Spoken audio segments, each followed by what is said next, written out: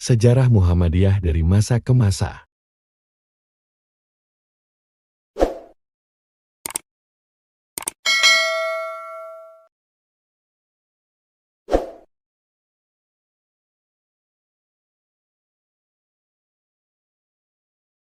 Mas Kunandar Reksora Harjo.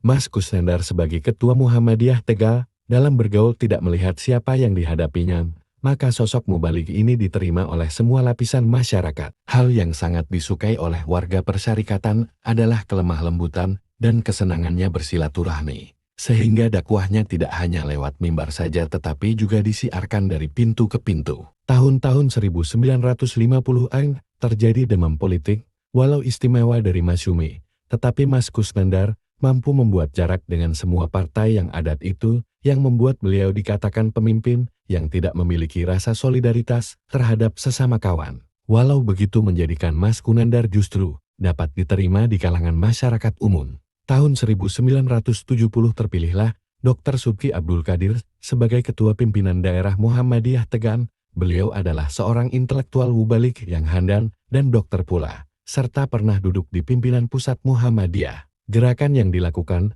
adalah memperbaharui citra sekolah di Jalan Kartini dengan membangun ruang di halaman depan. Dr. Subki didampingi oleh Edi K. Haryono sebagai wakil ketua dan Muhammad Muci sebagai sekretaris. Pada masa ini terjadi peningkatan jumlah anggota Muhammadiyah secara pesat dari ratusan menjadi ribuan anggota. Pada timbul yaitu masalah politik, yaitu Orde Baru menerapkan apa yang dinamakan monoloyalitas bagi pegawai negeri, sehingga harus menjadi anggota golongan karya. Muhammadiyah dinilai condong pada Parmusi yang kemudian berafiliasi ke P3, sehingga aktivis Muhammadiyah berstatus pegawai negeri mengurangi aktivitasnya di persyarikatan, dan kemudian sebagai pegawai Dr. Subki dimutasi ke Jakarta dan tinggal di daerah Bekasi. Sultan Mustika Alam sebagai Ketua Pimpinan Daerah Muhammadiyah adalah seorang veteran ILRA dan pernah aktif terjun di Masyumi. Pada saat itu, Muhammadiyah dapat menempatkan warganya di lembaga eksekutif dan legislatif. Eni K. Haryono terpilih dalam BPH Badan Pemerintah Harian yang mendampingi kerja wali kota. Sedangkan di DPRJN duduk wakil Muhammadiyah, yaitu Dr. Andus Abu Suud.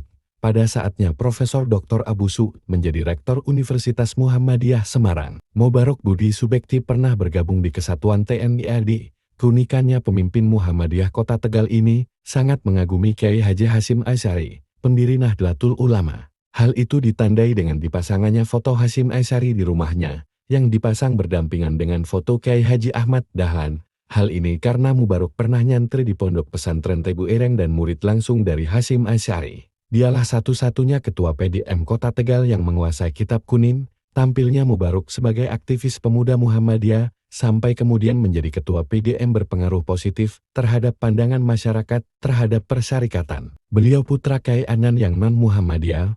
Dia aktif di PI Pelajar Islam Indonesia dan KAPP Kesatuan Aksi Pemuda dan Pelajar Indonesia. Pemuda yang dikenal sebagai orator, yang handal kemudian dikenal sebagai mubalik sekaligus pengusaha sukses. Pada masanya sekolah hanya SD dan SMP saja ditambah dengan SMA dan STM. Pengembangan Muhammadiyah ini diimbangi oleh Aisyah yang kebetulan dipimpin oleh istrinya, Mas Kani Azizah. Taman kanak dari semula kurang dari 5 menjadi 13, yang tersebar di 4 kecamatan. Panti asuhan yang semula hanya untuk laki-laki, ditambahkan dengan panti asuhan putri. Rumah sakit bersalin, yang merupakan pengembangan BKE dikembangkan menjadi rumah sakit ibu dan anak sekarang, menjadi klinik Pratama Aisyah Siti Hajar. Pada saat kepemimpinan Hisyam, diambil keputusan yang kontroversial yaitu pergeseran hari libur. Yang biasa hari libur Jumat digeser menjadi hari Ahad, dengan alasan tidak ingin dunia pendidikan Muhammadiyah menjadi eksklusif. Meski dikecam oleh kalangan Muslim Puritan, tetapi dengan bergulirnya waktu maka kebijakan Hisyam Adan justru ditiru oleh lembaga-lembaga pendidikan Islam lainnya di Kota Tegal. Selepas periode Bapak Hisyam Anan di Kota Tegal belum nampak kader yang potensial seperti beliau,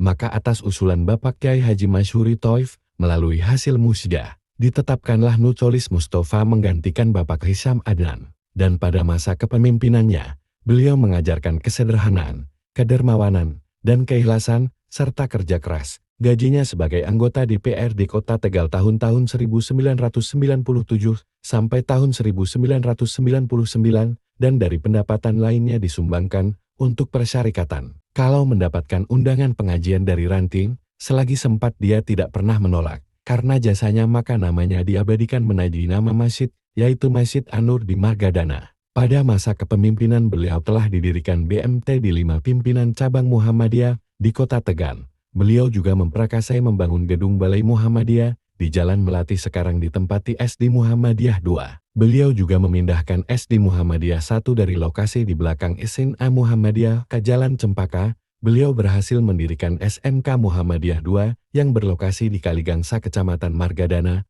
merenovasi bangunan panti asuhan yatim Muhammadiyah. Era kepemimpinan Muhammad Iqbal mempunyai warna lain. Sebagai pengusaha muda juga seorang yang berintelektual tinggi, maka langkah pertama yang dilakukan di Muhammadiyah adalah konsolidasi internal. Personalia PDM bersama Lembaga Pustaka dan Informasi menerbitkan Warta Muhammadiyah sebagai wahana komunikasi dan pengembangan intelektual, dan mungkin PDM Kota Tegal satu-satunya daerah yang menerbitkan majalah Muhammadiyah. Karena kesibukan beliau sebagai Direktur Perusahaan Daerah Air Minum Kota Tegal, maka berdasarkan keputusan Pleno PDM jabatan Ketua PDM diakhiri. Sebelum masa jabatan selesai, Ketua PDM diserahkan kepada Dr. Andes Mursalin. Kesan tegas dalam menerapkan aturan yang ada dan disiplin yang tinggi, membuat jajaran di bawahnya mau tidak mau harus seirama dengan gaya kepemimpinannya. Pada masanya dunia pendidikan Muhammadiyah Kota Tegal semakin membaik dan membanggakan. Terbukti dengan banyaknya prestasi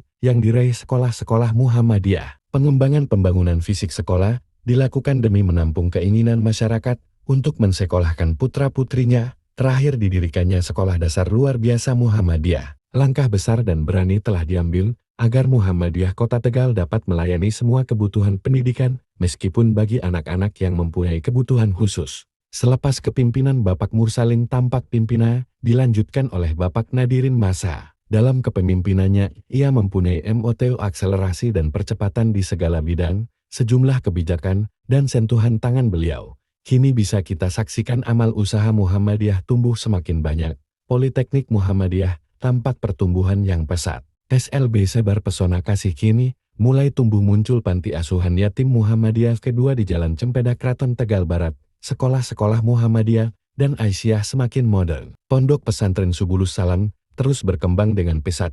Setting wajah kantor sekretariat PDM berubah total. Beliau tidak dapat mengakhiri masa jabatannya sampai selesai karena dipanggil Allah Subhanahu wa Ta'ala. Dan Ketua PDM Kota Tegal digantikan Ustadz Salif Syarifuddin sampai masa jabatannya selesai. Masa jabatan yang singkat menggantikan Haji Nadirin Mashal. Kepemimpinan Kiai Haji Alif Syarifuddin dapat menggerakkan cabang dan ranting untuk mengadakan musyawarah wilayah Muhammadiyah Jawa Tengah, serta melanjutkan pembangunan kantor PDM baru di Jalan Perintis Kemerdekaan. Sebagai seorang dai, Kiai Haji Alif Syarifuddin juga gencar melakukan dakwah baik secara offline maupun secara online dengan media YouTube.